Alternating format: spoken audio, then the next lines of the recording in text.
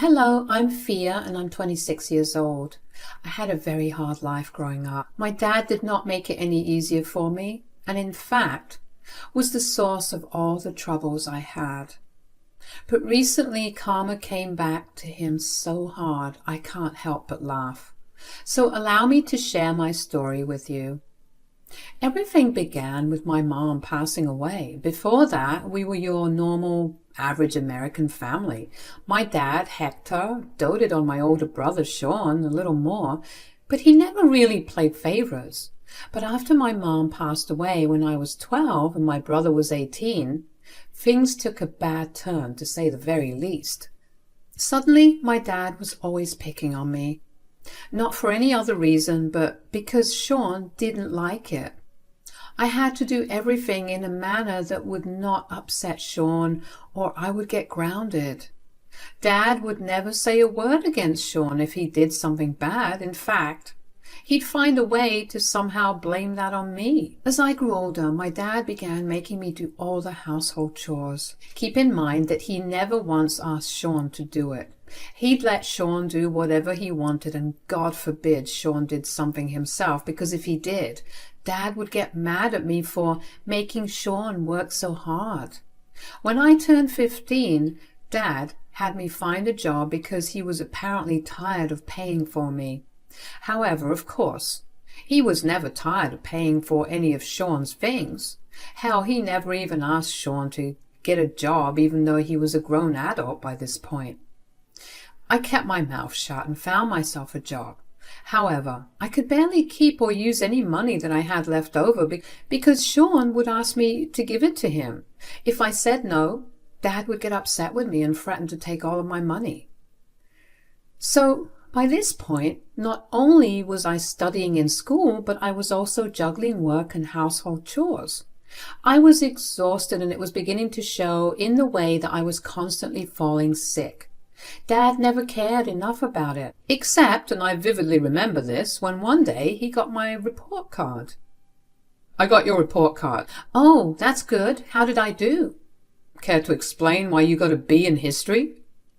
"Well, I was sick a few weeks ago, remember? I couldn't make the deadline for an assignment because of it." "That is not a valid reason at all." "What do you want me to say? That's the only reason I have." "You're grounded." "What? That's not fair."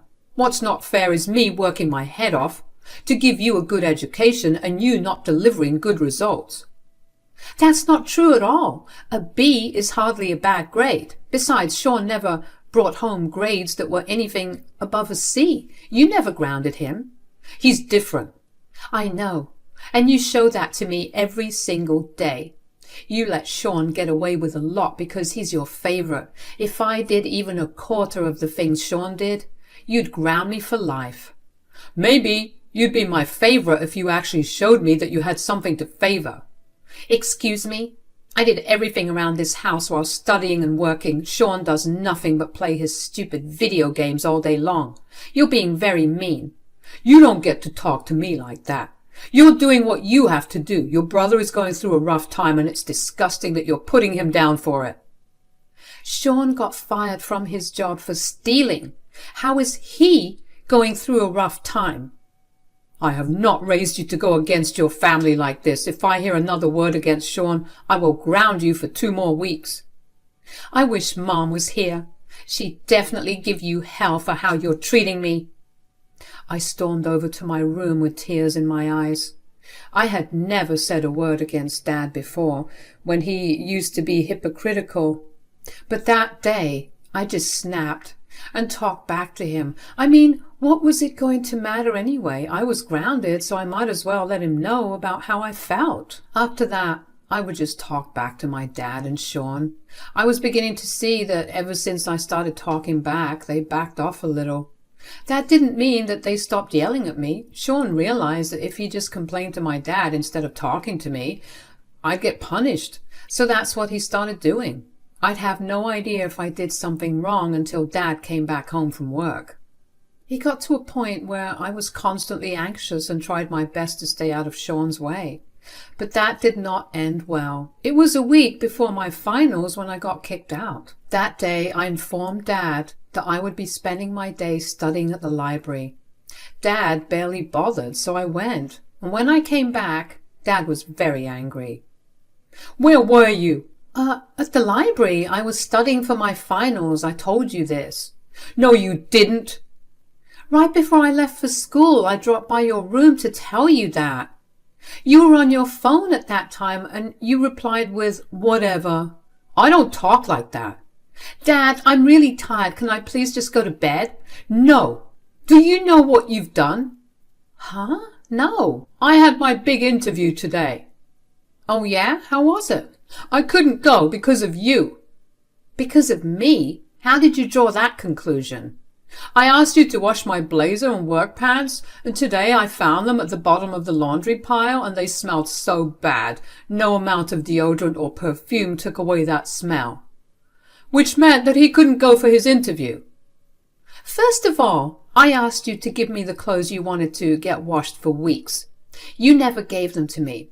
Secondly, couldn't you have borrowed something from Dad? Dad has a lot of suits and pants, and you guys are practically the same size."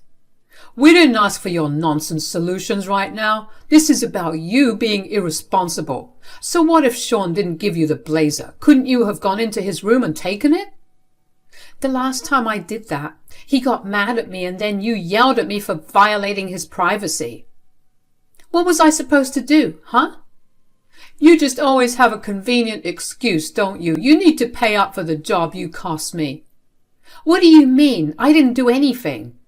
"Exactly, you didn't do anything. And you know what? I'm tired of you never doing things right. You're worthless.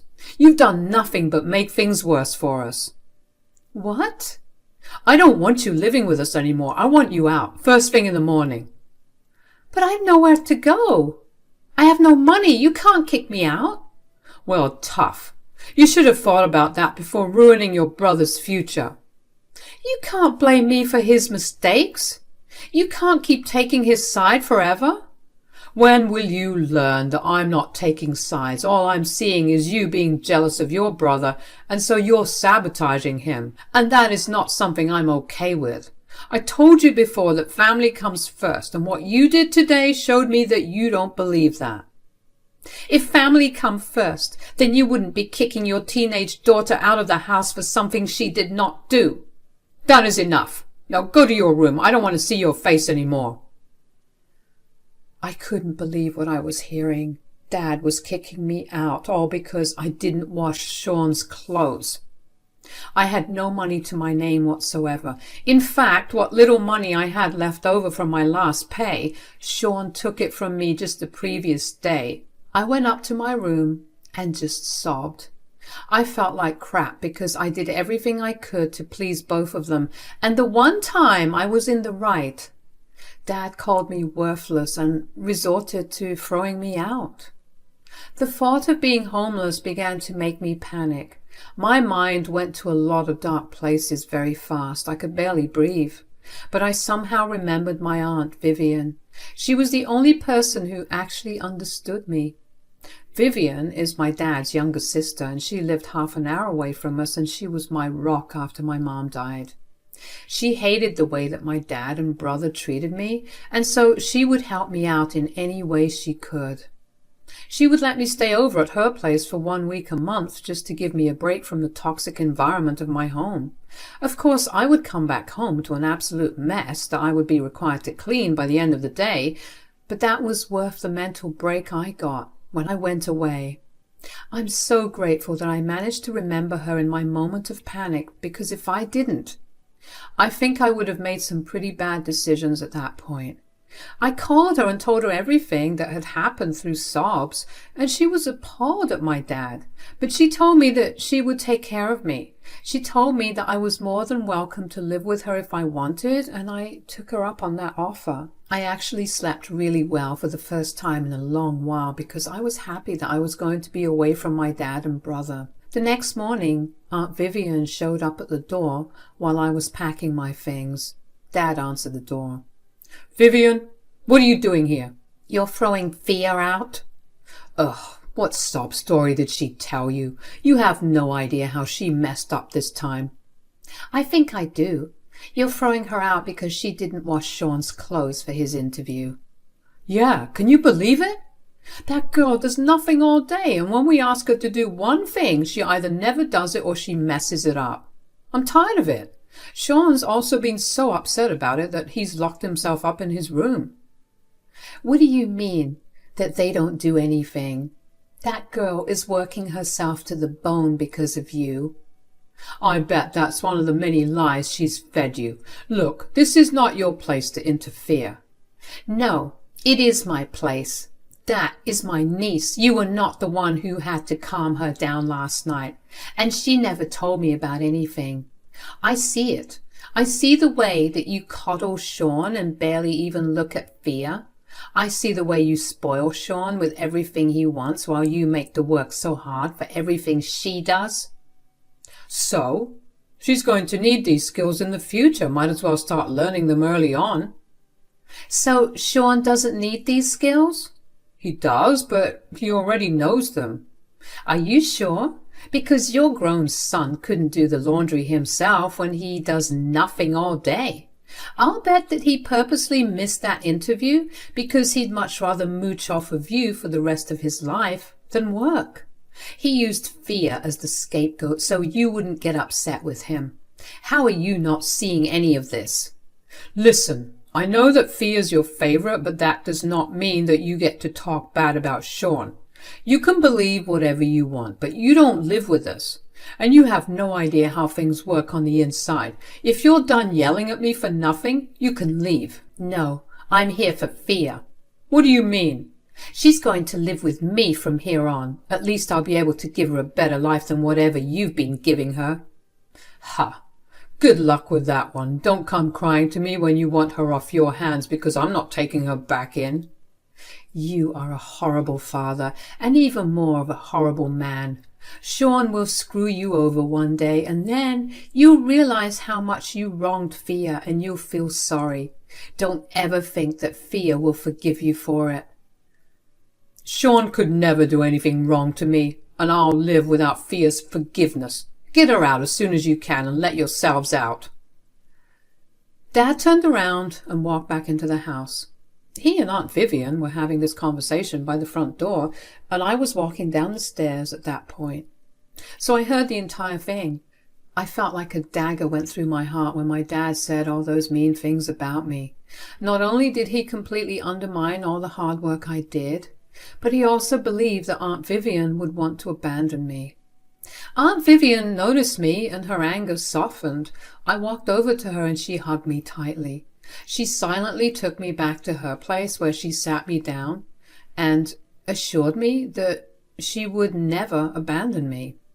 She apologized for never having done much for me before, but I told her she did more than she could ever have imagined. Aunt Vivian let me stay in for the rest of the week and took me out to a lot of places just to pamper me. I got a haircut, a lot of new clothes and shoes, a mani-pedi, and I got to eat all my favorite foods. The next thing that Aunt Vivian did for me was get me into therapy. After hearing me on the phone that day, she got scared out of her mind for me and asked me if I could talk about these things with a therapist. Of course I wanted to do it, and I slowly began to feel better. My life slowly started getting better after I started staying with Aunt Vivian. She helped me find a better job and made me work fewer hours. She was a lawyer, so she made more than enough money to sustain me and herself. She took care of me in every way she could. When it came time to go to college, she helped me find the best college for me and even paid for the entire thing. After I graduated, I found a good job and finally moved out of Aunt Vivian's place. Although I always made it a point to visit her every other day, I cannot even begin to express how grateful I am for everything she did. So I did my best to let her know in whatever little way I could. Before I knew it, 10 years had passed since my dad kicked me out. I mean, every now and then I would think about Dad and Sean, but never enough to actually make an effort to search for them. I knew who my real family was, and I kept her close to me. But then I got a call from an unknown caller. I didn't usually entertain those calls, but this number kept calling over and over again, so I picked up and was beyond surprised to hear my dad on the other side. Hello? Fia, sweetie, it's me, Dad. Oh, hey, what do you want? Nothing, I just wanted to check in on you. Are you doing okay? Cut to the chase, Dad. You need something. I don't want any of your fake concerns and care. Okay, fine. I need you to help me with something. Why don't you ask your precious Sean to help you out? That's the thing. He's the one I need to get away from. What? What do you mean?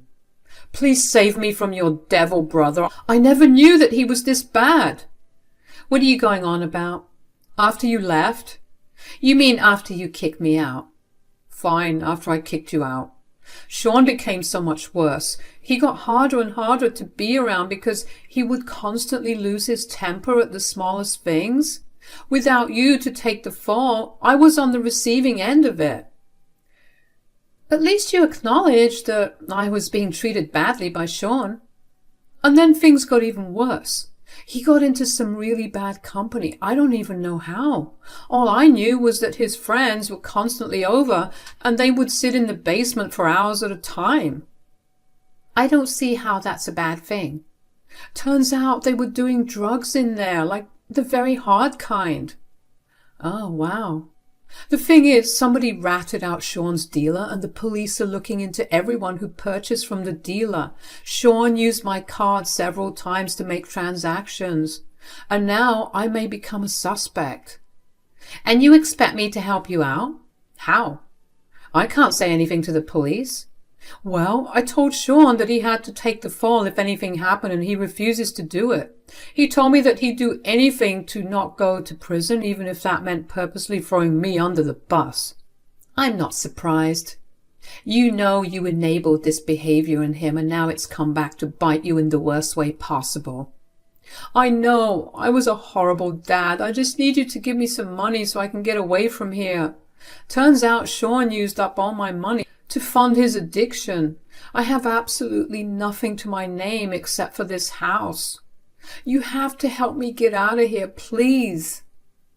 I actually don't have to help you with anything. You made your decisions long ago, and now you need to deal with them. Besides, I'm way too worthless to help you out. I said I was sorry. Well, sorry will never bring back the years of my life that I spent being tortured by you and Sean, will it? So you're just going to let your dad go to prison for a crime he didn't commit?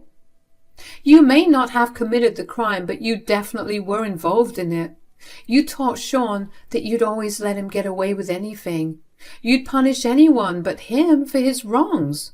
And now that you have no one to punish, you're the one that's going to face the consequences.